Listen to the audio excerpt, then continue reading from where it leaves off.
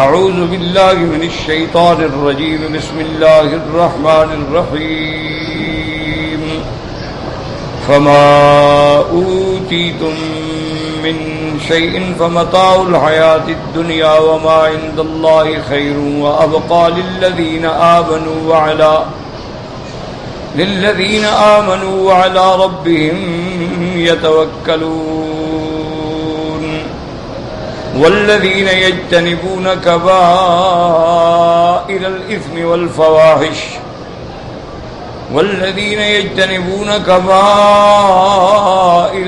والفواحش وإذا ما غضبوا هم يغفرون والذين استجابوا لربهم وأقاموا الصلاة وأمرهم شورى بينهم ومما رزقناهم ينفقون والذين إذا أصابهم البغي هم ينتصرون. قال المؤلف والمحدث رحمه الله تعالى أدام النفع بعلومه وعلومكم في الدارين آمين إلى أن قال ومما رزقناهم ينفقون وذلك بالإحسان إلى خلق الله الأقرب إليهم منهم فالأقرب. اللہ تبارک و تعالی نے فرمایا کہ میرے مومن بندوں کی جو نشانیاں ہیں، اللہ نے فرمایا کہ وہ اللہ کی اطاعت کرتے ہیں، نمازوں کو قائم کرتے ہیں اور اپنے امور جو ہیں وہ مشورے سے سر انجام دیتے ہیں، اور ان کی صفت یہ ہے کہ وَمِمَّا رَزَقْنَاهُمْ، اور جو ہم نے ان کو رزق دیا ہے اس کو خرچ کرتے ہیں، یعنی اللہ تعالیٰ کے راستے میں خرچ کرتے ہیں، زکوٰۃ ہیں، صدقات ہیں، اور وہ خرچ بھی ایسے کرتے ہیں کہ سب سے زیادہ حقدار رشتہ دار ہوتے ہیں. غریب رشتہ داروں کے دینے میں دو ثواب ہوتے ہیں، ایک خیرات کا ثواب ہوتا ہے اور ایک صلہ رحمی کا ثواب ہوتا ہے کہ آپ نے غریبوں کے ساتھ رشتہ جوڑا ہے. اب اس لیے فرمایا وَمِمَّا رَزَقْنَاهُمْ يُنْفِقُونَ، اور اس میں اشارہ کیا کہ جو تم خرچ کرتے ہو وہ رزق ہم ہی تمہیں دیا ہے، کوئی تم نے اپنی طرف سے کہاں سے لائے؟ تو جو ہم نے دیا ہے اس کو اللہ کے راستے میں خرچ کرتی ہیں. وَمِمَّا رَزَقْنَاهُمْ يُنْفِقُونَ. اب خرچ کرنے میں زکوٰۃ جو ہے وہ تو فرض ہے، اس کے بعد جو ہیں وہ ہیں صدقات. اچھا، بعض ایسی ہوتی ہیں کہ صدقات واجبہ ہیں، بعض صدقات نافلہ ہوتے ہیں کہ غریبوں کی ویسے مدد کر لینا. اور سب سے الاقرب فالاقرب، وہ زیادہ تمہارے حقدار کون ہیں؟ تمہارے رشتہ دار، ان کے بعد تمہارے محلے والے، پھر محلے سے قریب والے. تو جو جتنا تمہارے قریب ہوگا وہ زیادہ حقدار ہوگا. اس لیے اللہ نے فرمایا وَآتِ ذِی الْقُرْبَىٰ حَقَّهُ وَالْمِسْكِینَ وَابْنَ السَّبِیلِ. اللہ نے فرمایا کہ تم اپنے رشتہ داروں کا حق بھی ادا کرو اور مسافروں کی بھی مدد کرو. اور کسی جگہ فرمایا انما الصدقات للفقراء والمساکین، کہ اللہ نے فقراء کے لیے صدقات رکھے ہیں، اور فقراء ہیں، عاملین ہیں، یا وہ لوگ جو نئے نئے دین میں داخل ہوتے ہیں، یا وہ لوگ جن کے اوپر دیت ہے، سزا ہے، گردنیں ان کی پھنسی ہوئی ہیں، ان کو آزاد کرانا. تو ایسے لوگوں کی مدد کرنا یہ بھی ایمان کی علامت ہے.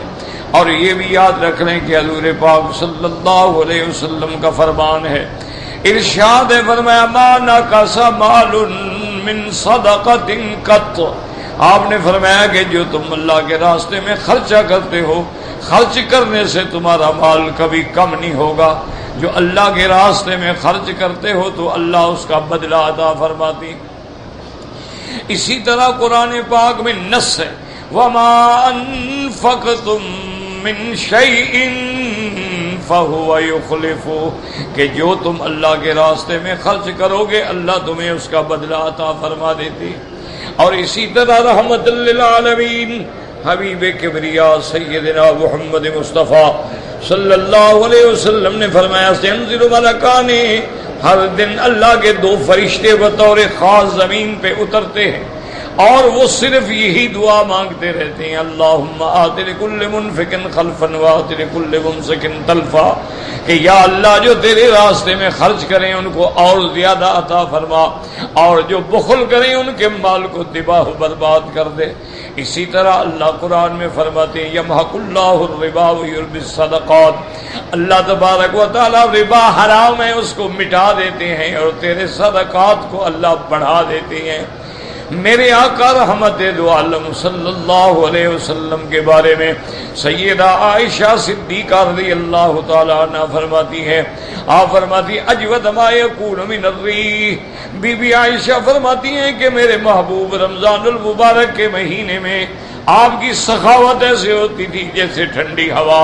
کیا مانا؟ ٹھنڈی ہوا سب کو لگتی ہے، تو حضور کی سخاوت بھی سب کے لیے، کہ کوئی ہے اپنا ہے پرایا ہے، مسلمان ہے کافر ہے، کوئی محتاج ہے، بس بندہ تو ہے نا اللہ کی مخلوق تو ہے، یہ تو نہیں کافر ہے تو کافر ہے۔ تو اسی طرح میرے آقا رحمت دو عالم صلی اللہ علیہ وسلم حضرت بلال رضی اللہ تعالیٰ عنہ کو فرماتے تھے بلالا انفق بلالا، بلال اللہ کے راستے میں خرچ کرو، اللہ کے راستے میں خرچ کرو، ولا تخشى على ذي العرش اقلادا، اس عرش والے خدا پر کسی قسم کا خوف نہ کرو کہ ہمیں بھوکا رکھے گا۔ تو حضور ہمیشہ عادت بلال چونکہ آپ کے خزانچی تھے تو آپ فرماتے بلال خرچ کرو اللہ کے راستے میں دے دو۔ اسی طرح صحیح حدیث مبارک میں آتا ہے کہ میرے آقا رحمت دو عالم صلی اللہ علیہ وسلم مسجد میں نماز کے لیے تشریف لائے، اور آپ جب آ گئے اور تکبیر ہو چکی تھی، حضور مصلی پہ آئے اور اس کے فوراً بعد گھر چلے گئے۔ جن لوگوں نے مدینہ پاک دیکھا ہے نا، ریاض الجنہ جو ہے اور سامنے تو بی بی عائشہ کا گھر ہے، تو حضور بس دروازے سے نکلے تو مسجد میں آ گئے، اور مسجد سے قدم رکھا تو کمرے میں چلے گئے۔ تو حضور فوراً چلے گئے، پھر فوراً واپس آ گئے، نماز پڑھا دی۔ صحابہ نے کہا حضور خیریت تھی؟ ایسا تو کبھی نہیں ہوا کہ تکبیر ہو جائے اور پھر آپ چلے جائیں۔ آپ نے فرمایا مجھے یاد آ گیا کہ میرے گھر میں سونے کا ایک چھوٹا سا ٹکڑا آیا تھا کہیں سے، تو مجھے یاد آیا کہ لا ينبغي لنبی، یہ نبی کی شان نہیں اس کے گھر میں سونا ہو، میں جا کے حکم دے آیا کہ خیرات کر دو۔ تو اس لیے یعنی حضور صلی اللہ علیہ وسلم کے خیرات کا نفقات کا یہ عالم تھا۔ اسی لیے یاد رکھیں کہ علماء فرماتے ہیں، جو مفسرین محدثین فقہا وہ کہتے ہیں کہ اصل میں سارے دین کا خلاصہ ہی دو چیزیں، کسی نے سمجھنا ہو نا سارا دین، جیسے حضرت لاہوری رحمت اللہ علیہ، حضرت شیخ احمد علی رحمت اللہ علیہ، اللہ ان کی قبروں پہ رحمتیں فرمائے، تو وہ بھی فرماتے تھے کہ بھائی آدمی سفر میں ہو، پلیٹ فارم پہ ہو، ایک پاؤں گاڑی پر ہو ایک نیچے ہو، یعنی گاڑی چل پڑے، اتنی دیر میں بھی دین سمجھایا جا سکتا ہے۔ یعنی اتنا تھوڑا سا وقت ہے نا، گاڑی تو چل پڑی، کتنی دیر ہوگی؟ 2 منٹ 4 منٹ، تو فرمایا اتنی دیر میں بھی دین سمجھایا جا سکتا ہے۔ فرماتے تھے دین کیونکہ یسر ہے، اللہ کا دین جو ہے وہ آسان ہے، اور اس کا خلاصہ یہ ہے، حضرت فرماتے تھے کہ عبادت خدا کی ہو، یاد رکھ لو، عبادت خدا کی ہو، اور عبادت میں یاد رکھو کہ نماز ہے، رکوع ہے، سجود ہے، نظر ہے، نیاز ہے، پکار ہے، دعا ہے، سب عبادت ہے، یہ اللہ کے سوا کسی غیر کی نہ ہو۔ بس غیر اللہ کا حصہ آیا اور بندہ شرک میں مبتلا ہو۔ شرک کا معنی ہی یہی ہوتا ہے کہ اللہ کو بھی مانتا ہے اور اس کے علاوہ کسی دوسرے کو بھی شریک بناتا ہے، اسی کا نام شرک ہے۔ شرک کا معنی یہ نہیں ہوتا کہ وہ خدا کو نہیں مانتا، جو خدا کو نہیں مانتا وہ تو دہریہ ہے، وہ تو لا دین ہے، وہ تو منکر ہے۔ مشرک کا معنی ہی یہ ہے کہ خدا کو بھی مانتا ہے لیکن کبھی کبھی خدا کے علاوہ کسی دوسرے کو بھی پکار لیتا ہے۔ اب نمازیں بھی پڑھ رہا ہے، طواف بھی کر رہا ہے، صفا مروہ بھی دوڑ رہا ہے، ربنا آتنا بھی پڑھ رہا ہے، ملتزم پہ بھی دعائیں کر رہا ہے، اور پھر کبھی کبھی کسی اللہ کے ولی کی قبر پہ کھڑا وہاں بھی مانگ رہا ہے۔ یہ شرک کہ دعا اور پکار صرف اس کا حقدار اللہ ہے۔ دعا، ندا، استغاثہ، نظر، نیاز، منت صرف اللہ کے لیے۔ یہی وہ شرک ہوتا ہے کہ جب آدمی کہتا ہے نا جی او جی یہ بابا خیر ہے، کیا خیرات؟ کہا جی بس اللہ کے لیے نظر برائے خدا اور نیاز برائے حسین، تو اللہ فرمائیں گے قیامت میں ثواب حسین سے لے لو۔ انا اغنی الشرکاء، میں شریکوں سے بے پرواہ ہوں، مجھے کیا ضرورت ہے اس چیز کی۔ ایک ہے کہ تم خیرات کرو اور اللہ سے دعا مانگو کہ یا اللہ یہ جو میں نے خیرات کی ہے اس کا ثواب حضرت حسین کو عطا فرما، بالکل جائز ہے۔ اس کا ثواب میرے والدین کو عطا فرما، بالکل جائز ہے۔ لیکن یہ کہنا نہیں کہ یہ نظر برائے خدا اور نیاز برائے حسین، بس یہ کہ غیر کو ملایا تو شرک آ گیا۔ اسی طرح جب تم نے نسبت کی کہ یہ تو خیرات ہے، یہ 11ویں شریف ہے، بھئی 11ویں شریف کیا ہے؟ یعنی پیر عبد القادر جیلانی کے نام پہ 11، یہ شرک آ گیا کہ تم نے غیر اللہ کے نام کو شامل کر لیا۔ اسی طرح ایک اللہ کے ولی تھے، ان کے گھر میں صرف ایک گائے تھی، وہ چرنے کے لیے جو لے گیا ملازم، اس کو دیر ہو گئی، تو حضرت جب گھر آئے تو بیوی بڑی خفا ہوئی، انہوں نے کہا کیسا ملازم ہے، بچے دودھ کے لیے تڑپ رہے ہیں، بچے تو دودھ کے بغیر مر جائیں گے، کہاں مر گیا ملازم، ابھی تک گائے نہیں آئی۔ جیسے غصے میں عورتیں کہہ دیتی۔ حضرت باہر چلے گئے، 2-4 گھنٹے کے بعد آئے تو ماشاءاللہ تھال بڑے بڑے گوشت کے بھرے ہوئے، تو بیوی حیران ہو گئی اور نے کہا حضرت گوشت کہاں سے ہے؟ انہوں نے کہا تمہارا خدا ہے نا، اس کو ذبح کیا ہے۔ کیا مطلب؟ نے کہا تم نہیں کہہ رہی تھی کہ گائے نہ آئی تو میرے بچے مر جائیں گے، موت دینے والا تو خدا ہوتا ہے، پھر تمہارا خدا تو گائے ہو گئی، اس لیے میں نے اس کو مار دیا ہے کہ آئندہ کسی غیر کو تو خدا نہ سمجھو نا۔ میرے بچوں کو زندہ رکھنا ہے تو اللہ زندہ رکھے گا۔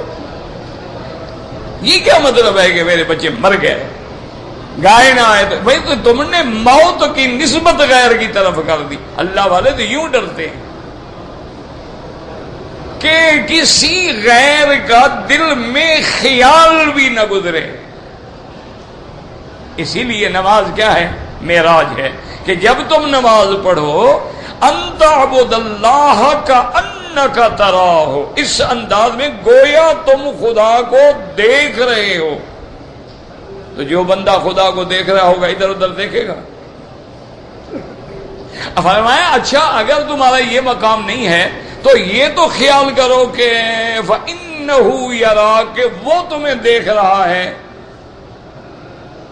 تو تم ایک جج کے سامنے تو بالکل ہلتے نہیں ہو، وزیر کے سامنے تو تمہاری سانس بھی اکھڑتی نہیں ہے، کسی DIG SP کے سامنے تو ایسے مؤدب کھڑے ہوتے ہو ماشاءاللہ، معلوم ہوتا ہے کہ سانس بھی تمہارا نہیں ہے، اور خدا کے آگے کبھی کھرک کر رہے ہو، کبھی موبائل نکال کے گھنٹیاں بند کر رہے ہو۔ یہ کون سی نمازیں ہیں؟ اس لیے سمجھو بڑا مشکل ہے مسئلہ، اور یہ کڑوا بھی بڑا لگتا ہے آدمی کو، کیونکہ اندر صفرا ہوتی ہے نا شرک کی اور بدعات کی، اس کو دوا پلاؤ پھر کڑوا لگتا ہے، دوا وہ کتنا میٹھا ہو، اندر جو شرک بھرا ہوا ہے۔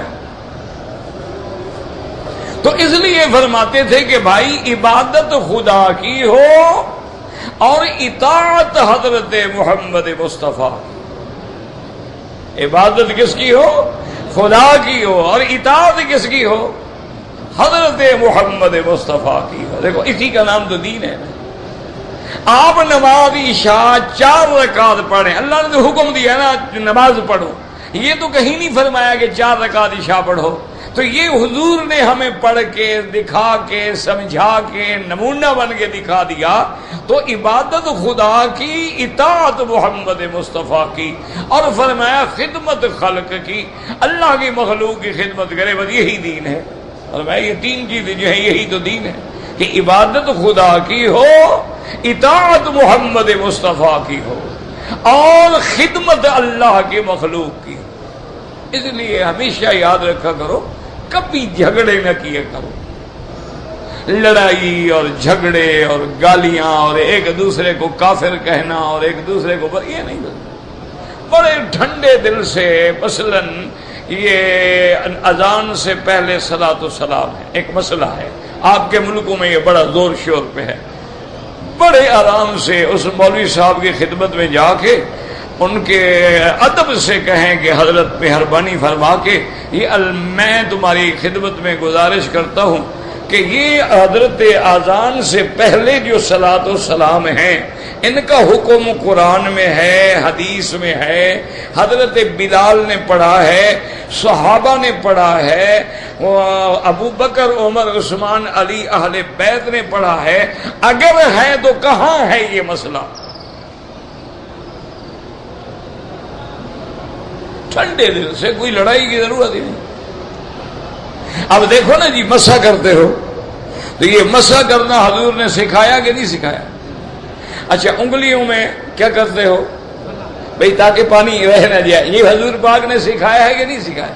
اچھا، جب منہ دھوتے ہو تو بھئی کانوں کا اندر کا حصہ، پھر مسے میں باہر کا حصہ، کوئی جگہ جو ہے وہ باہر نہ رہ جائے، حضور پاک نے سکھایا کہ نہیں سکھایا؟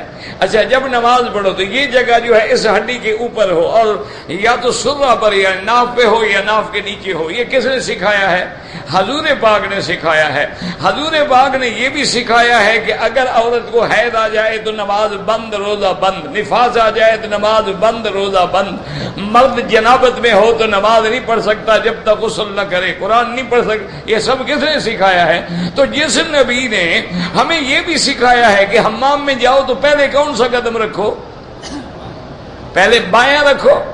اچھا، پھر جب نکلو تو پھر پہلے دایاں نکالو پھر بایاں۔ اچھا، مسجد میں جاؤ تو پہلے کون سا قدم رکھو؟ پہلے دایاں رکھو اور پھر بایاں رکھو۔ یہ سارا کچھ سکھا دیا، یہ صلاۃ و سلام والا مسئلہ نہیں سکھایا جو اتنا ضروری مسئلہ تھا جس پہ لوگ مر رہے ہیں، لڑ رہے ہیں، ایک دوسرے کو کافر کہہ رہے ہیں۔ یہ مسئلہ چھوڑ گئے حضور کہ بعد میں میری امت لڑتی رہے۔ کوئی عقل کرو۔ جس پاک پیغمبر نے یہ بھی بدلا دیا کہ اگر تم حالت استنجے میں ہو، بول و براز میں ہو، نہ کعبے کی طرف رخ کرو نہ کعبے کی طرف پشت کرو، یہ بھی سکھلا دیا۔ یہ بھی سکھلا دیا کہ وہاں کوئی ہڈی پڑی ہوتی ہے، آدمی جنگل میں جا کے بیٹھ جاتا ہے نا، یہ حمام شمام تو شہروں میں ہے نا، ہمارے دیہاتوں میں کیا ہوتا ہے، کھیت میں کسی جنگل میں جا کے بیٹھ گیا، ہڈی پڑی ہو تو ہڈی سے استنجا نہ کرنا۔ صحابہ نے پوچھا یا رسول اللہ، فرمایا انہا ذات اخوانکم الجن، یہ جو تم گوشت کھا کے ہڈیاں پھینکتے ہو نا، تمہارے جن بھائیوں کی خوراک ہے، اللہ اسی بھی ان کے لیے پھر اور گوشت پیدا کر دیتے ہیں، تو تم ہڈی کو ناپاک نہ کیا کرو، استنجا نہ کیا کرو، یہ تمہارے جن بھائیوں کی خوراک ہے۔ اور دوسرا، ہڈی لگ کے زخم بھی کر سکتی ہے۔ اللہ کا نبی جو اتنی باتیں سمجھا رہے ہیں، انہوں نے یہ نہیں سمجھایا کہ جنازے کے بعد بھی 3 دفعہ دعا مانگنا۔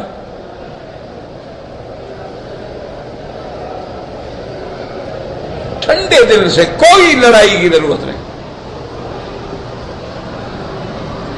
اچھا، حضور کے سامنے 1000 دفعہ لوگوں نے ہدیہ بھی پیش کیا، صدقہ بھی پیش کیا۔ حضرت جابر نے حضور کو دعوت کی کھانے پہ، حضور نے سارے صحابہ کو بلا لیا، حضور نے بولا 10 آدمی بٹھا دو، اور پھر میں بسم اللہ الرحمن الرحیم اور کھانا دینا شروع کر دیا۔ تو آپ کسی ایک جگہ دکھا دیں کہ حضور نے پہلے کھانا سامنے رکھ کے ختم شریف پڑھا؟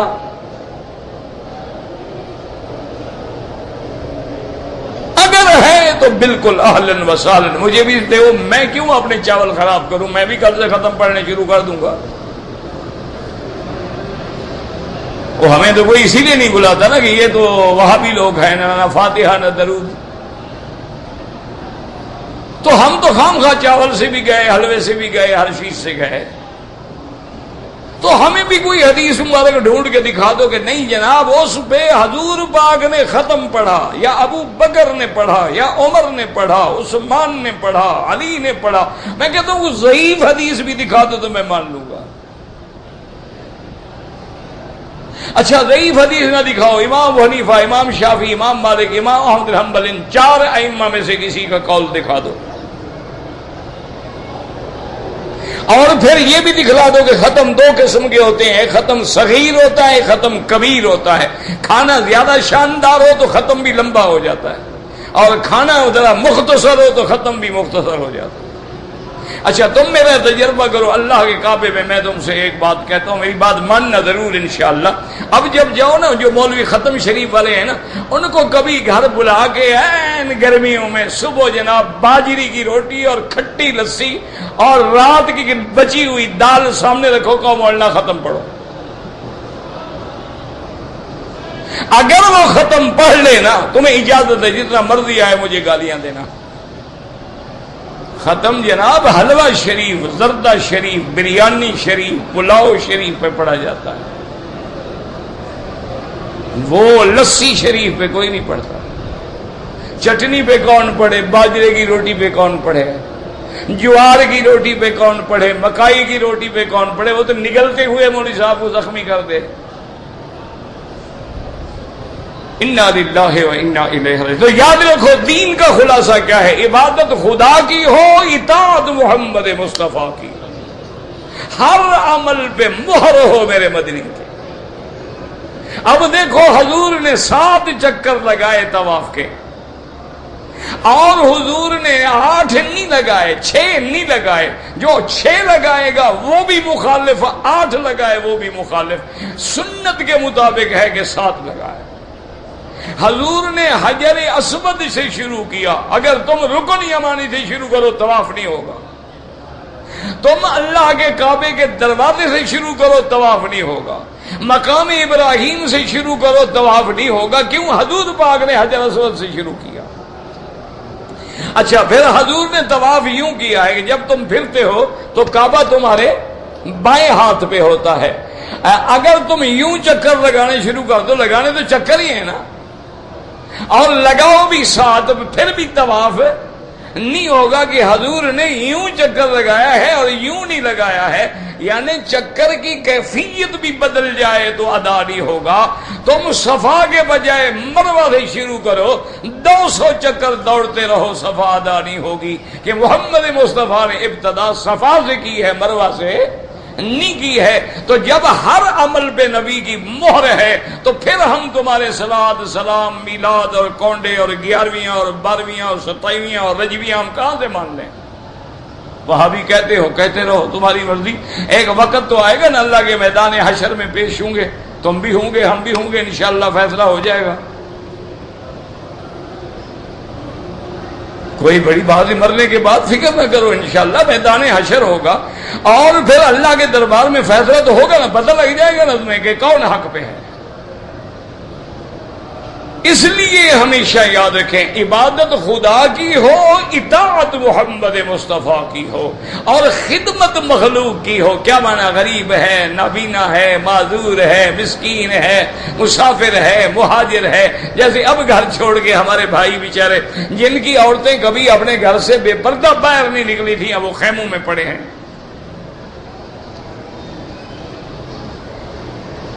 انا للہ و انا الیہ راجعون. یعنی یہ تاریخ انسانیت کا پہلا واقعہ ہے. ہجرت یہ تو ہوتی ہے کہ آپ کسی دار الکفر سے دار الاسلام چلے جائیں، یعنی کافر ملکوں سے مسلمان ملک میں. یہ تاریخ انسانیت کی پہلی بات ہے کہ ہم اپنے گھر میں مہاجر ہیں. انا للہ و انا الیہ راجعون. دعا کریں اللہ ان کی حالت پہ رحم کرے، اللہ ان کی عزتوں کو محفوظ رکھے، اللہ ان کی پریشانیاں دور فرما دے. یا اللہ تیرے بندے ہیں، اور سچی بات یہ ہے کہ پٹھان جیسا بھی ہو نا وہ نماز ضرور پڑھتا ہے، ہم سے کروڑ درجے اچھا. بلکہ پٹھان کوئی بڑا بڑا سود خور بھی ہو نا، سمگلر بھی ہو نا، نماز کا وقت آئے گا کھڑا ہو نماز پڑھتا ہے. اور ہاں آج وہ جناب اس دھوپ میں، گرمی میں، 46 درجہ حرارت میں ان خیموں میں پڑے ہوئے ہیں، جو خیمے جو ہیں بنائے جاتے تھے سردی سے بچنے کے لیے، وہ ان کو دیے جا رہے ہیں جو آگ کی طرح جل رہے ہیں۔ مجبور ہے، آگے بھی مجبور ہے، ان کے پاس پلے پیسے کہاں ہیں؟ 30 لاکھ آدمی کو ہر روز کے اگر آپ 10 روپے بھی دیں کتنے بنتے ہیں؟ وہ بھی مجبور ہیں، آگے پلے ہی نہیں ہے، کچھ ہے ہی نہیں، جیب میں جو ہوتا ہے وہ ہم کھا جاتے ہیں۔ تو بہرحال یہ تھی۔ اچھا، علماء عرب کہتے ہیں کہ نہیں، دین کا خلاصہ ہی 2 چیزیں ہیں، العظمت للخالق والشفقت علی الخلق۔ وہ کہتے ہیں دین 2 باتوں کا نام ہے، اللہ کی دل میں عظمت ہو، اس کی مخلوق پہ شفقت ہو، بس یہ دین۔ جب اللہ کی عظمت ہوگی تو کبھی نافرمانی نہیں کرو گے، اللہ کی عظمت ہوگی تو اللہ کے رسولوں کے گستاخ نہیں بنو گے، اللہ کی عظمت ہوگی تو اللہ کے کتاب کی باتوں کو نہیں ٹالو گے، اور جب مخلوق پہ شفقت ہوگی تو زکوٰۃ بھی دو گے، خیرات بھی دو گے، صدقات بھی دو گے، ہر چیز دو گے۔ اور اس میں کمال تو ان صحابہ کا ہے جن کے اللہ نے قرآن میں اتارا، وَيُطْعِمُونَ الطَّعَامَ عَلَىٰ حُبِّهِ مِسْكِينًا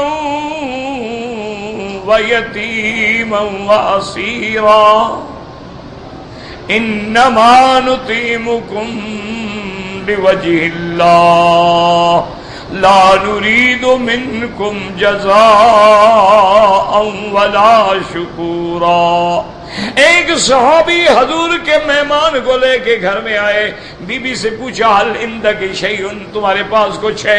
انہوں نے کہا بچوں کے لیے تھوڑا سی روٹی ہے جو بچے کھائیں گے۔ انہوں نے کہا بچوں کو سلا دو، حضور کا مہمان ہے، محمد مصطفیٰ کا مہمان ہے، میں گھر لے کے آیا ہوں، بچوں کو سلا دو اور وہ چھوٹا موٹا جو کچھ ہے وہ دے دو، اور جب میں مہمان کے آگے رکھ دوں تو دیا بجھا دینا، اور تم بھی منہ ہلاتے رہنا، میں بھی منہ ہلاتا رہوں گا، تاکہ مہمان سمجھے کہ ہم کھا رہے ہیں، ایسا نہ ہو کہ بیچارہ وہ بھی نہ کھائے۔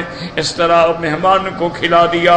صبح کو اللہ تبارک و تعالیٰ کے نبی نے فرمایا کہ اے میرے صحابی، تیرے بارے میں جبریل نے مجھے خبر دے دی ہے کہ تیرے صحابہ کون ہیں، وَيُؤْثِرُونَ عَلَىٰ أَنفُسِهِمْ وَلَوْ كَانَ بِهِمْ خَصَاصَةٌ۔ اصل مومن تو وہ ہیں جو دوسرے کو ترجیح دیتے ہیں، خود کو ضرورت ہے، خود بھوکا ہے، خود حاجت ہے، لیکن کہتا ہے میرا بھائی بھوکا نہ رہ جائے، اس کو مقدم سمجھ کے امداد کر دیتا ہے۔ اللہ نے فرمایا یہ میرے مومنون کی صفت ہے، الذین ینفقون باللیل، جو رات میں بھی خرچ کرتے ہیں، دن میں بھی خرچ کرتے ہیں، ظاہر میں بھی خرچ کرتے ہیں، چھپکے سے بھی خرچ کرتے ہیں۔ جب اللہ کے راستے پہ مانگا جاتا ہے تو اللہ کے راستے پہ خرچ کرنے والے ہوتے ہیں۔ اسی لیے حضور حضرت عثمان رضی اللہ تعالیٰ عنہ سے آپ نے غزوہ ذی اسرہ میں پوچھا عثمان کیا دے رہے ہو؟ اس نے کہا حضور 100 اونٹ بمائے سامان کے۔ حضور نے فرمایا اور بڑھاؤ، اس نے کہا حضور 200 دوں گا۔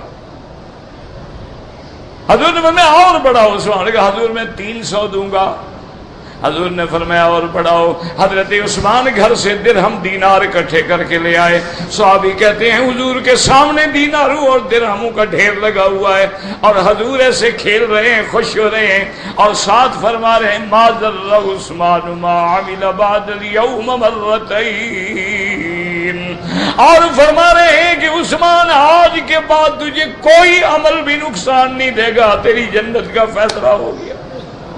دعا کرو اللہ ہماری جنت کا فیصلہ بھی فرما۔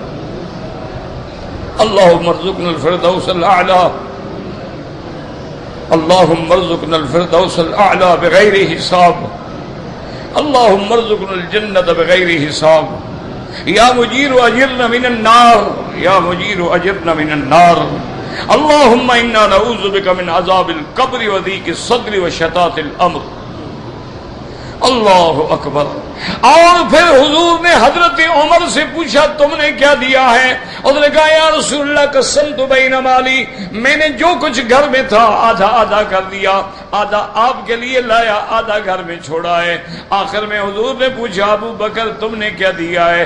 اس نے کہا یا رسول اللہ اللہ کا نام گھر میں چھوڑا ہے، جو کچھ تھا اٹھا کے لے آیا ہوں. اللہ، یہ ہے انفاق فی سبیل اللہ، اللہ کے راستے میں خرچ کرنا اس انداز میں کہ کسی چیز کا فکر ہی نہیں. اس لیے قرآن فرماتا ہے وَمِمَّا رَزَقْنَاهُمْ يُنْفِقُونَ. اور یاد رکھیں اللہ نے یہ نہیں فرمایا انفقوا، فرمایا ينفقون. یاد رکھو طالب العلم بھائی جانتے ہیں کہ جب صیغہ مضارع کا ہو تو فائدہ حال کا بھی دیتا ہے، استقبال کا بھی دیتا ہے. وہ اللہ کے راستے میں اب بھی خرچ کر رہے ہیں اور آئندہ بھی خرچ کرتے رہیں گے. اور اسی طرح یاد رکھیں کہ جو آدمی اللہ کے راستے میں خرچ کرتا ہے اللہ اس کا احسان کبھی نہیں رکھتے ہیں. اسی لیے حدیث میں آتا ہے عمر تتر حجج النسک ینفیان الذنوب والفقر، کہ بار بار عمرے کرو، بار بار حج کرو، یہ گناہوں کو بھی مٹا دیتے ہیں، تیری غریبی کو بھی مٹا دیتے ہیں. حالانکہ عمرے پہ تو بندہ خرچ کرتا ہے لیکن یاد رکھو اللہ کسی کا احسان نہیں رکھتے ہیں. کہتے ہیں میرے راستے میں خرچ کیا، واپس جاؤ جتنا ہے تم نے اس سے بھی زیادہ واپس کر دیں گے. تم واپس جاؤ گے سارا انتظام ہو جائے گا. اب گن کے رکھ لو، تاریخ لکھ لو، ڈیری میں نوٹ کر لو. 1,00,000 خرچ کرو گے واپس جاؤ 1.5 ملے گا. اللہ نہیں رکھتا ہے احسان، بندہ بندے کا احسان نہیں رکھتا، خدا کہتے احسان رکھے گا. اس لیے فرمایا کہ میرے مومن بندوں کی یہ صفت ہے کہ وَمِمَّا رَزَقْنَاهُمْ يُنْفِقُونَ. اور اس کے بعد فرماتی ہوں وَالَّذِينَ إِذَا أَصَابَهُمُ الْبَغْيُ هُمْ يَنْتَصِرُونَ. اگر ان پہ کوئی زیادتی کرے تو وہ بدلہ لینے کی طاقت رکھتے ہیں. کیا ماننا؟ یہ بھی اسلام اجازت دیتا ہے کہ اگر تمہیں کوئی ستائے، کوئی تکلیف پہنچائے تو تم بدلہ لے سکتے ہو، جائز ہے. کیوں؟ کبھی اگر کمینے سے بدلہ نہ لو نا وہ اور بڑھ جاتا. شریف تو جھک جاتا ہے نا، غلطی ہو گئی. لیکن کمینے آدمی جو ہیں، جو فاسق ہیں، فاجر ہیں، قاتل ہیں، لٹیرے ہیں، ڈاکو ہیں، ان کے خلاف کاروائی نہ کرو اور اکڑ جاتے ہیں. اور اگر سارے محلے والے اکٹھے ہو جائیں تو 4 ڈاکو کیسے ان محلے والوں کو ستا سکتے؟ یہ تو ہے نا، ہم کہتے ہیں یار اس کا گھر لٹ رہے ہیں، چپ کرو چپ کرو، سنے کوئی نہ. پھر تیری باری آ جائے گی وہ بھی کہے گا چپ کرو. اگر پورا محلہ کھڑا ہو جائے کسی باطل کے مقابلے پہ، کیا طاقت ہے اس کی؟ وہ تو محلے میں بھی نہیں گھس سکتے. کوئی محلے والا پردہ نہ دے، کوئی محلے والا پناہ نہ دے تو کہاں جرائم ہو سکتے ہیں؟ جرائم کو ہم پالتے ہیں کہ بھئی مجھے کچھ نہ کہنا اس گھر کے بارے میں تمہیں بتاتا ہوں. وہ ادھر لوٹے گا، جب بھوکا ہوگا تمہیں بھی آگے لوٹے گا. کیوں؟ جو حرام کھانے کا عادی ہو گیا اس نے تو منہ مارنا ہے نا، اس کو حلال ہضم ہی نہیں ہوتا. اللہ اکبر. تو اس لیے فرمایا کہ جو میرے مومن بندے ہیں اگر ان پہ کچھ ظلم کرے وہ بدلہ بھی دے سکتے. یہ تھوڑا ہے کہ عاجز ہیں، ہاں طاقت کے باوجود بدلہ نہ لے تو یہ بڑی بات ہے. ورنہ شریعت میں بدلہ لینا جائز ہے. وَإِنْ عَاقَبْتُمْ فَعَاقِبُوا بِمِثْلِ مَا عُوقِبْتُمْ بِهِ. اللہ نے فرمایا اگر تمہارے ساتھ کسی نے زیادتی کی تم بدلہ لو، لیکن اتنا جتنا اس نے زیادتی کی ہے، اس سے زیادہ کرو گے پھر تم ظالم بن جاؤ گے. جیسا کہ ایک بڑا آدمی اسی کعبۃ اللہ میں طواف کر رہا تھا، ایک غریب آدمی کا پاؤں اس کی چادر پہ آ گیا، اسے تھپڑ مار دیا. اس نے جا کے امیر المومنین کو شکایت کی، حضرت عمر کو. حضرت امیر المومنین نے حکم دیا کہ پکڑ کے لے آؤ. جب آیا تو پوچھا کہ ہاں بھی تم نے اس کو تھپڑ مارا ہے؟ اس نے کہا میں نے مارا ہے، میری بڑی قیمتی ریشمی چادر ہے، اس نے پاؤں گندا اس کے اوپر رکھ دیا تھا، مجھے غصہ آ گیا، میں نے تھپڑ مارا ہے. انہوں نے کہا اچھا، یعنی آدھے زمین پہ تم چلتے ہو اور آدھی تمہاری چادریں چلتی ہیں، تو اللہ کے غریب بندے کہاں چلیں؟ اب میں ٹھیک کھڑے ہو جاؤ، کھڑا ہو گیا، حکم بلایا اس غریب کو، فرمایا مرو اس کے منہ پہ تھپڑ جیسے تمہیں مارا تھا۔ لیکن ایک بات یاد رکھنا، اتنی زور سے مارنا جتنی اس نے مارا تھا، زیادہ مارا تو قیامت میں خود جواب دینا، عمر جواب نہیں دے گا۔ اس نے کہا حضرت زیادہ لگ جائے میں پکڑا جاؤں قیامت میں نے معاف کیا۔ تو اتنا بدلہ لینے کی اجازت ہے جتنا، مثلا مثال کے طور پہ ایک آدمی ہے، اپنے مزدور کی تنخواہ ہے 1000، لیکن ہر مہینے 200 کھا جاتا ہے، 800 دیتا ہے، تو اب 200 لینا اس کو جائز ہے، اس کے مال سے کسی طرح بھی لے لے، وہ اس کا حق ہے، لیکن 201 ریال نہیں لے سکتا، جو اس کا حق بنتا ہے وہ لے سکتا۔ تو اس لیے اللہ نے فرمایا کہ میرے مومن بندے یہ ماننا تھوڑا ہے کہ کمزور ہوتے ہیں، وہ بدلہ لے سکتے ہیں، لیکن پھر بھی نہ لیں تو یہ ان کی شان عفو ہے۔ اس لیے فرماتے ہیں فیہم قوۃ الانتصار ممن ظلم واعتدى علیہم لیسوا بالعاجزین ولا الاذلین، ان میں بدلہ لینے کی طاقت ہے ان سے جنہوں نے ظلم کیا، زیادتی کی، نہ عاجز ہے نہ کمزور ہیں، بل یقدرون علی الانتقام ممن بغى علیہم، وہ انتقام لینے پہ طاقت رکھتے ہیں، وَإِنْ كَانُوا مَا هَذَا إِذَا قَدَرُوا عَفُوا كَمَا قَالَ یوسف علیہ الصلوۃ والسلام، لیکن شان والے مومنوں کی یہ شان ہے، طاقت بھی ہے، بدلہ بھی لے سکتے ہیں، پھر بھی معاف کر دیتے ہیں، جیسے کہ حضرت یوسف نے اپنے بھائیوں کو معاف کر دیا، لا تثریب علیکم اليوم یغفر اللہ لکم مع قدرتی نامورتی مقابلتی مناصریم علیہ، حالانکہ حضرت یوسف بادشاہ تھے، آج ان کو بدلہ لینے کی طاقت تھی، وہ چاہتے اپنے بھائیوں کو جیل ڈال دیتے، چاہتے کوڑے مروا دیتے، لیکن فرمایا میں نے معاف کر دیا۔ جیسے کہ سرکار دو جہاں، رحمت دو جہاں سیدنا محمد مصطفیٰ صلی اللہ علیہ وسلم نے وہ 80 آدمی جو حدیبیہ کے موقع پہ جبل تنعیم پہ چھپ کے بیٹھے تھے حضور پر قاتلانہ حملے کے لیے، جب پکڑے گئے تو حضور نے معاف فرما دیا۔ ان اولئک النفر الثمانین الذین قصدوا عام الحدیبیہ ونزلوا من جبل التنعیم، تنعیم پہاڑ پہ چھپے ہوئے تھے، فلما قدر علیہم من علیہم مع قدرتہ علی الانتقام، حضور پاک نے باوجود اس کے، اب وہ قیدی تھے، سزا دے سکتے تھے، لیکن حضور نے معاف فرما دیا۔ وقذلک عفوا عن غورث بن الحارث الذی اراد الفتك به حين اخترت سیفه وهو نائم، اسی طرح غورث نے جب حضور کی تلوار نکالی، حضور سو رہے تھے، قتل کا ارادہ کیا، لیکن حضور سے کہنے لگا بتلاؤ کون بچائے گا، آپ نے فرمایا اللہ، تلوار گر گئی اس کے ہاتھ سے، اب حضور نے تلوار اٹھا لی، فرمایا بتلاؤ تمہیں کون بچائے گا۔ اب کافر کیا کہے، اس کے اندر 200 خدا ہوتے ہیں، کس کس کو پکارے، جس کا ایک ہو تو اللہ کو پکارتا ہے۔ حضور صلی اللہ علیہ وسلم استيقظوا بيده مسلطا من طاره وذو من يده واخذ رسول السيف بيده ودعا اصحابه ثم علم ما كان من امره وامر هذا الرجل، آپ نے صحابہ کو بھی بلا لیا، صحابہ بھی آ گئے، آپ نے فرمایا دیکھو اس نے مجھے قتل کرنے کا ارادہ کیا، لیکن میں نے اس کو معاف کر دیا۔ وَقَذَلِكَ عَفَا عَن لَبِيدِ بْنِ الْأَعْصَمِ الَّذِي سَارَهُ عَلَيْهِ السَّلَامُ، اسی طرح میرے پاک نبی نے، رحمت دو عالم نے، لبید ابن العاصم یہودی جس نے حضور پہ جادو کیا تھا، جب پتہ بھی چل گیا لیکن حضور نے معاف کر دیا۔ وَلَا تَمَا قُضِيَ لَذَلِكَ أَفْسَمْ مَرَاتِ الْيَهُودِيَّةِ، اور اسی طرح وہ عورت یہودیہ جس نے زہر دیا تھا، زینب اخت مرحب الیہودی الخیبری، یہ مرحب یہودی کی بہن تھی جس نے آپ کے لیے زہر دیا تھا۔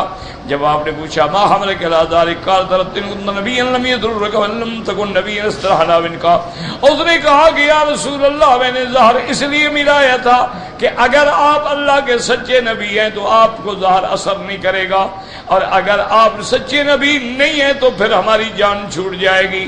فاترکہ علیہ الصلوۃ والسلام ولکن لما مات بن بشر بن البراء رضی اللہ تعالی عنہ قتلها به، لیکن جب اس کی زہر سے حضرت بشر فوت ہوئے تو حضور نے اس عورت کو بھی قصاص میں قتل کیا، لیکن اپنا بدلہ نہیں لیا، اپنی طرف سے معاف فرما دیا۔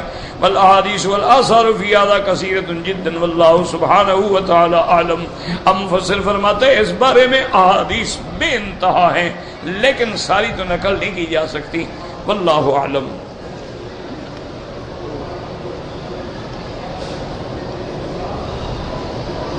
میں نے کوئی چیز 1 روپے کی لی ہے اور میں اس کو 10 میں بیچتا ہوں، جتنے میں بیچو کوئی مسئلہ نہیں ہے، لیکن یاد رکھو کہ وہ چیزیں کھانے پینے کی نہ ہوں۔ کیا مانا گندم لے کے روک دیا پھر مہنگا کر کے بیچو، یہ نہ جائز ہے، کیوں؟ بندے کی غذا ہے، اس کے بغیر بندہ زندہ نہیں رہ سکتا۔ ایک اینک ہے، گھڑی ہے، نہیں لے گا تو کیا ہو گیا، کوئی اس پر زندگی تو نہیں ہے نا۔ لیکن نفع کا ایک اصول ہے کہ لا ضرر ولا ضرار، کسی کو نقصان بھی نہ دو اور خود بھی نقصان نہ کھاؤ۔ اب 1 ریال کے تم 10 گنا نفع کرو تو یہ کوئی انسانیت تو نہیں ہے۔ اسی لیے مسلمان تجارت میں فیل ہے نا، کافر 2% لے گا، یہ 100% لیتا ہے۔ ایک دفعہ کہتا ہے جناب 1 دفعہ چھکا لگ جائے، بعد میں دیکھا جائے گا، بعد کا کیا ہے۔ یہی حکم ہے کہ زیادہ نفع نہ لیا جائے، نقصان نہ دو۔ میرا بھائی اپنے دیش میں ہے، اس کے لیے حج کروں، کر سکتے ہیں؟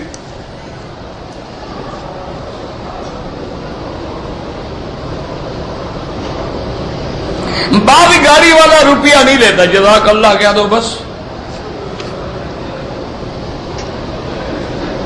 بعض لوگ جو ہیں طواف میں اذان سے بھی پہلے صفے بنا کے طواف والوں کا راستہ روک دیتے ہیں، بالکل ناجائز ہے، بالکل منع ہے۔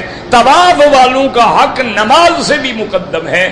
اللہ نے قرآن میں جہاں جہاں بھی ذکر کیا والطائفین والعاکفین والرکع السجود، طائفین کا نام پہلے ہے اور عاکفین اور رکع السجود کا نام بعد میں ہے۔ یہ بالکل غلط ہے، لوگوں کا راستہ روکتے ہیں۔ یہ طواف کے بعد وہی کھڑے ہو کے سنتیں پڑھتے ہیں، جتنے بندے تیرے آگے گزریں گے ان سب کا گناہ تیرے سر پہ ہوگا۔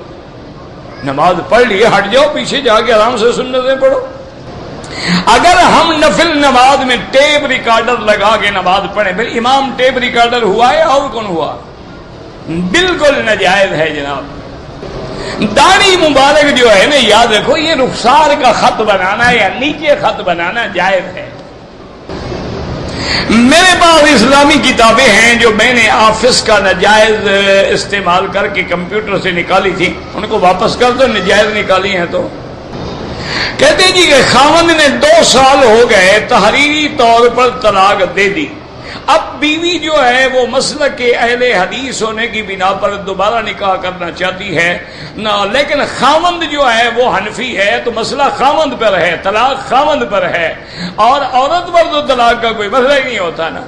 ان کے لیے 3 طلاقیں 3 ہیں، وہ دوبارہ شادی نہیں کر سکتی جب تک کہ کسی اور مرد سے شادی کرے، اور وہ بھی اپنے منشے سے چھوڑے، وہ 1 رات کرائے والا نہ ہو شادی کا۔ یہ جو کرائے پر سانڈ لے لیتے ہیں نا کہ کل طلاق دے دینا، ان پہ اللہ کے نبی نے لعنت بھیجی ہے، لعن اللہ المحلل والمحلل له۔ اللہ سے دعا کریں کہ اللہم ارزقنا شفاعت نبیک، کہ یا اللہ ہمیں حضور کی شفاعت نصیب فرما۔ آپ کے جانے کے بعد کون درس دے گا؟ جب ہم مر جائیں گے پھر ہمیں کیا فکر؟ جس کو اللہ چاہے گا دعا کریں اللہ میری اولاد کو توفیق دے۔ ماشاءاللہ وہ عالم ہے، کلیت شریعہ کا فارغ ہے، بس ابھی طبیعت ادھر نہیں آ رہی نا، کیونکہ بلوچ آدمی ذرا بڑا سخت ہوتا ہے نا، آہستہ آہستہ مڑتا ہے نا۔ بلوچ بندہ لاکھ مولوی بن جائے، اندر تو خناس ہے نا وہ خانگی والا، اسی طرح ہمارے دماغ میں بھی تھا۔ اللہ کہتے رہے دعا کریں اللہ اس سے کام لے لے۔ میرا بھائی بات یاد رکھو، یہی کافر کہنے سے مسئلے حل نہیں ہوتے۔ ایک موٹی بات یاد رکھو، جو قرآن کا منکر ہے وہ کافر ہے۔ اگر وہ کہتے ہیں قرآن مکمل نہیں ہے، کافر ہے۔ جو بی بی عائشہ کو پاک نہیں مانتا، تہمت لگاتا ہے، وہ کافر ہے۔ جو خلفائے راشدین کو کافر کہتا ہے وہ کافر ہے۔ لیکن بعض لوگ ہوتے ہیں وہ صرف تفضیلی ہوتے ہیں، حضرت علی کو فضیلت دیتے ہیں، کسی کو کافر نہیں کہتے۔ اسی لیے شیخ الاسلام ابن تیمیہ نے منہاج السنہ کتاب میں تقریباً کوئی 300 قسم لکھی ہے شیعہ کی۔ یہ نہیں کہ سارے کو دھن رگڑا ایک میں رگڑ لو۔ اور ایک موٹی بات ہے کہ اللہ صحابہ سے راضی ہے کہ نہیں؟ رضی اللہ عنہم و، تو جو ناراض ہے وہ قرآن کا مخالف ہوا کہ نہیں ہوا؟ وہ کافر ہے. وہ لوگ بھی ہیں وہ کہتے ہیں صحابہ سب برحق ہیں لیکن حضرت علی کا حق زیادہ تھا، ان کو کہتے ہیں تفضیلی. اسی لیے بڑے بڑے محدثین بھی شیعہ کی روایات لیتے ہیں اپنی کتابوں میں، یعنی سنن میں، سیاہ ستہ میں کئی راوی ہیں اور باقاعدہ محدثین کہتے ہیں شیعی یہ راوی شیعہ ہے، لیکن چونکہ وہ صدوق ہے، سچ بولتا ہے، جھوٹ نہیں بولتا، روایت لے لی.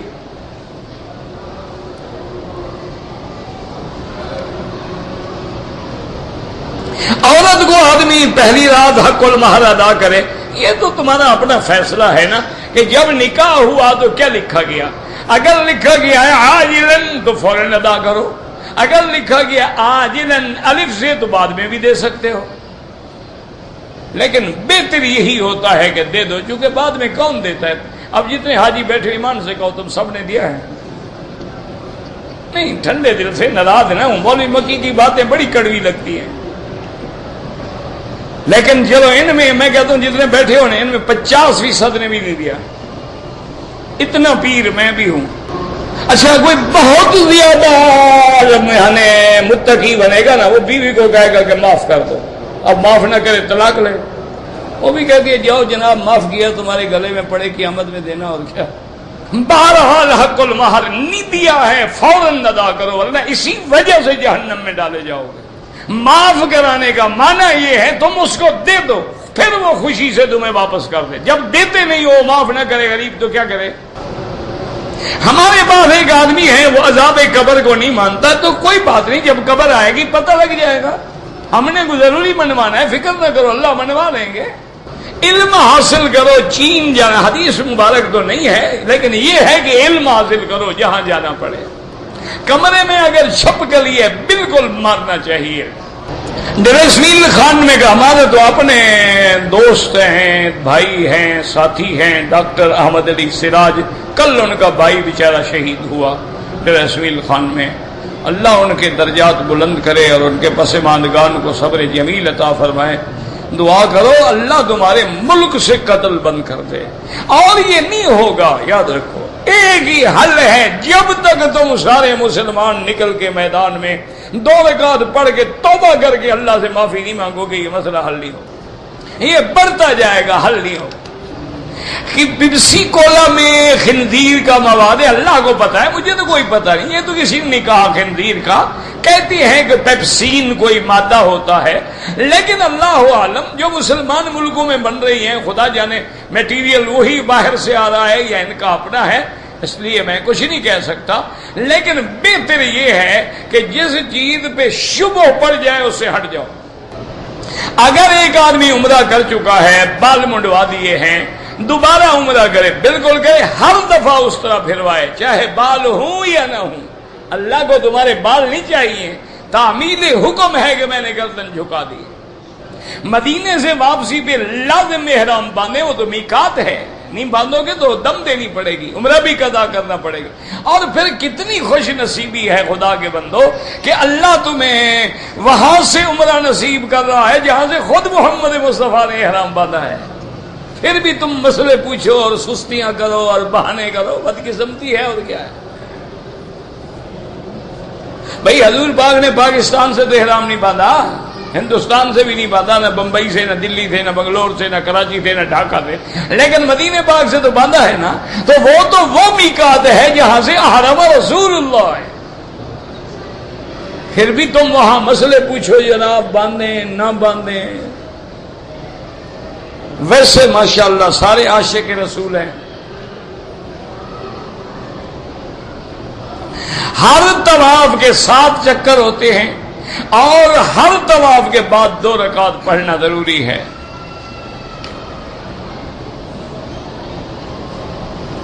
مسجد میں سو جاتے ہیں، غرارے دے رہے ہیں، نماز وضو نہیں ہوتا، اٹھ کے وضو کریں.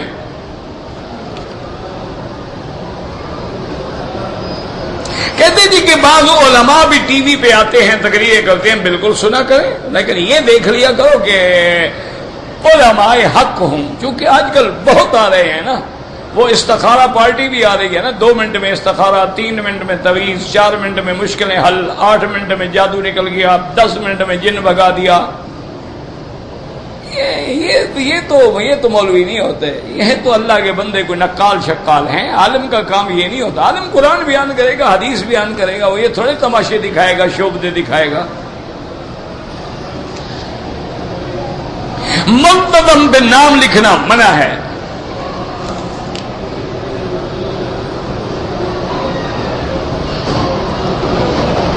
حدود حرم میں اگر ٹی وی کہیں بھی دیکھا جائے، عورتوں کو دیکھو گے تو حرام ہے، علماء کی بات سنو گے تو ٹھیک ہے. شیعہ کے ساتھ اٹھنا بیٹھنا بالکل جائز ہے، کوئی منع نہیں. اٹھنا بیٹھنا تو ساری دنیا کے ساتھ جائز ہے. دلی محبت نہ کرو جو اللہ رسول کا دشمن ہو.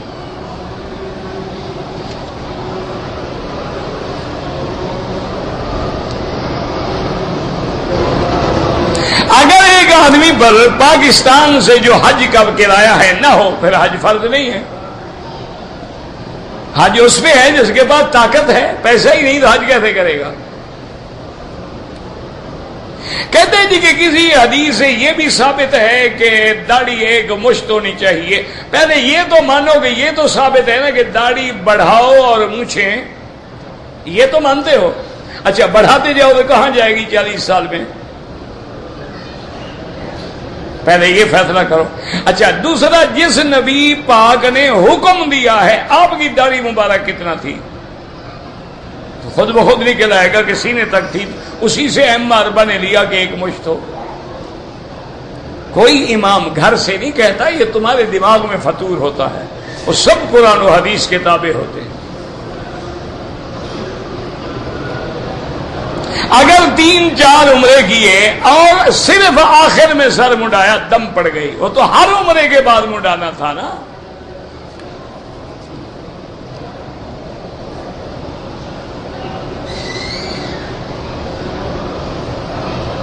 میں نے احرام تو کراچی سے باندھ لیا، لیکن مجھے بنیان جو تھی نا جی وہ اتارنا میں بھول گیا. وہ میں نے جدے میں آ کے اتارا ہے. بنیان بھی اتنی دیر تم بھول گئے، کیا مطلب؟ یعنی چادر کئی دفعہ ٹھیک کیا ہوگا، کھانا کھایا ہوگا، نیچے دیکھا ہوگا، اوپر دیکھا ہوگا، وضو کیا ہوگا، پانی اس وقت بنین تمہیں نظر ہی نہیں آئی. ایک بکری دم دو، مجال ہے اگلی دفعہ بنین بھول جاؤ. جب 300 ریال کا بکرا خریدو گے نا اور 22 روپے سے ضرب دو گے انشاءاللہ 6600 روپے، اگلے سال لوگوں کو بھی کہا یار تم نے بنین تو نہیں پہنی ہوئی نیچے. اللہ نے ایسے نہیں جرمانہ رکھا.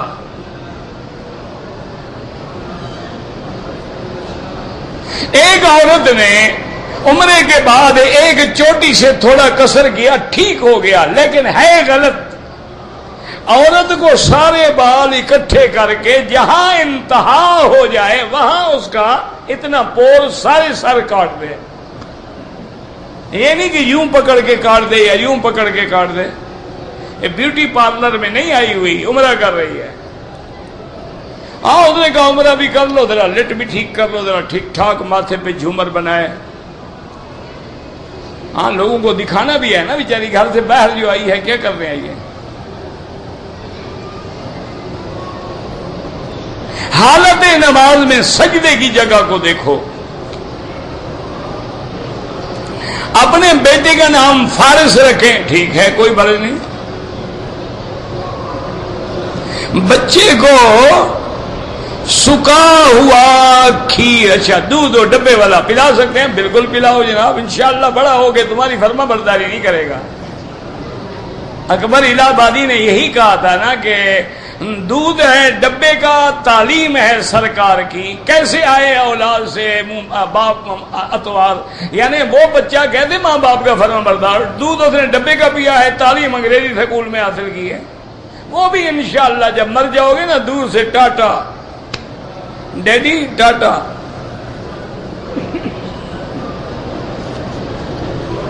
بچے کو اذان گھر میں کوئی بھی دے سکتا ہے یا مولوی کوئی ٹھیکیدار ہے؟ بچہ تمہارا اذان مولوی دے گا.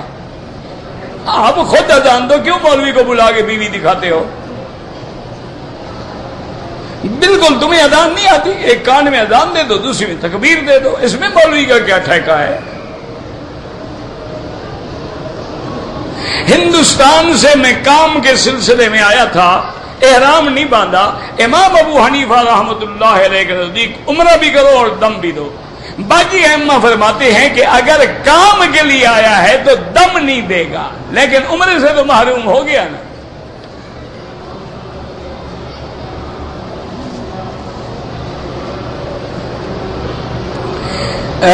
یعنی پہلے 3 چکروں میں عمرے میں کندھا ننگا رکھیں، بعد میں ڈھانپ لیں، بالکل ٹھیک ہے۔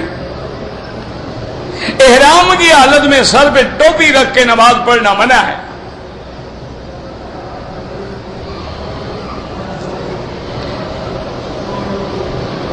مدینہ منورہ سے آگے میں نے عمرہ کر لیا ہے، اب دوبارہ عمرہ کرنا چاہتا ہوں، جیرانہ سے کر لیں، مسجد عائشہ سے کر لیں۔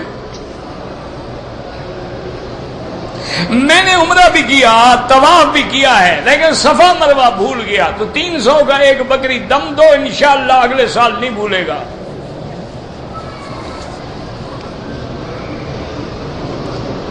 احرام کی حالت میں کوئی میل دور گیا، کوئی دم نہیں پڑتا۔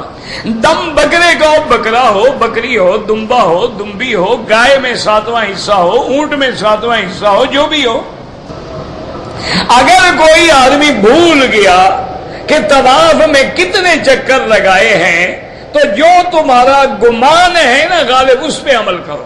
اگر پیشاب کے قطرے بند نہیں ہوتے، ہر نماز کے لیے نیا وضو کرے اور انڈر ویئر کو دھو لیا کرے، پھر مغرب کا وضو عشاء تک نماز پڑھے، طواف کرے، کوئی وہی وضو رہے گا، چاہے کب چاہے کب چاہے کب چاہے کب چاہے کب چاہے کب چاہے کب چاہے کب چاہے کب چاہے کب چاہے کب